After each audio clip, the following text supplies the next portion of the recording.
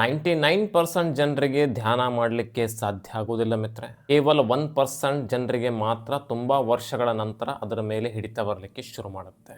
ಯಾವ ವ್ಯಕ್ತಿಯ ಮನಸ್ಸು ಸಂಪೂರ್ಣವಾಗಿ ಆರೋಗ್ಯವಾಗಿಲ್ಲ, ಯಾವ ವ್ಯಕ್ತಿಯ ದೇಹ ಸಂಪೂರ್ಣವಾಗಿ ಆರೋಗ್ಯವಾಗಿಲ್ಲ, ಅಂಥ ವ್ಯಕ್ತಿ ಧ್ಯಾನ ಮಾಡಲಿಕ್ಕೆ ಸಾಧ್ಯನೇ ಇಲ್ಲ. ಮಾನಸಿಕ ಆರೋಗ್ಯ ಅಂದರೆ ಯಾವ ವ್ಯಕ್ತಿಗೆ ಆ್ಯನ್ಸೈಟಿ, ಪ್ಯಾನಿಕ್, ಡಿಪ್ರೆಷನ್, OCD ಅಂಥ ಸಮಸ್ಯೆಗಳಿರ್ತವೆ, ಆ ವ್ಯಕ್ತಿ ಧ್ಯಾನ ಮಾಡಲಿಕ್ಕೆ ಸಾಧ್ಯ ಇಲ್ಲ. ಯಾವ ವ್ಯಕ್ತಿಯಲ್ಲಿ ದೇಹದಲ್ಲಿ ಕಂಫರ್ಟ್ನೆಸ್ ಇಲ್ಲ ಮತ್ತು ನಾನಾ ರೀತಿಯಾದ ದೈಹಿಕ ಆರೋಗ್ಯ ಸಮಸ್ಯೆಗಳಿದ್ದಾಗ ಆ ವ್ಯಕ್ತಿಗೆ ಧ್ಯಾನ ಮಾಡಲಿಕ್ಕೆ ಸಾಧ್ಯ ಆಗೋದಿಲ್ಲ. ಆಸನ ಹಾಕಿ ಕೂತ್ಕೊಳ್ಳೋಕ್ಕೆ ಬರೋದಿಲ್ಲ, ಅಂಥ ವ್ಯಕ್ತಿ ಧ್ಯಾನ ಮಾಡಲಿಕ್ಕೆ ಸಾಧ್ಯ ಇಲ್ಲ.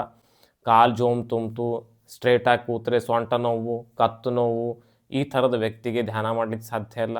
ಔಟ್ಡೋರಲ್ಲಿ ಧ್ಯಾನ ಮಾಡಲಿಕ್ಕೆ ಕೂತಾಗ ಡಿಸ್ಟರ್ಬೆನ್ಸ್ ಜಾಸ್ತಿ ಇರ್ತದೆ. ಸೊ ಹೀಗಾಗಿ ಅಂಥ ವ್ಯಕ್ತಿ ಧ್ಯಾನ ಮಾಡಲಿಕ್ಕೆ ಸಾಧ್ಯ ಇಲ್ಲ, ಇಂಡೋರಲ್ಲೇ ಮಾಡಬೇಕು.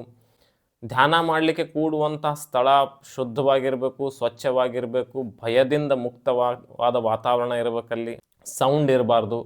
ಸೊ ಈ ಥರದ್ದು, ಯಾಕಂದರೆ ಧ್ಯಾನ ಅನ್ನೋದು ಒಂದು ಅಷ್ಟಾಂಗ ಯೋಗದಲ್ಲಿ ಬರ್ತದೆ.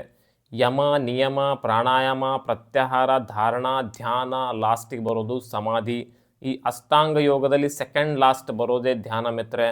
ಅದಕ್ಕಿಂತಲೂ ಮುಂಚೆ ಬರುವಂಥ ಅಷ್ಟು ಸ್ಟೆಪ್ಸ್ಗಳಲ್ಲಿಯೂ ಕೂಡ ಪ್ರಾಕ್ಟೀಸ್ ಆದಮೇಲೆ ಧ್ಯಾನದಲ್ಲಿ ಸ್ವಲ್ಪ ಸ್ವಲ್ಪ ಹಿಡಿತ ಬರಲಿಕ್ಕೆ ಶುರು ಮಾಡುತ್ತೆ.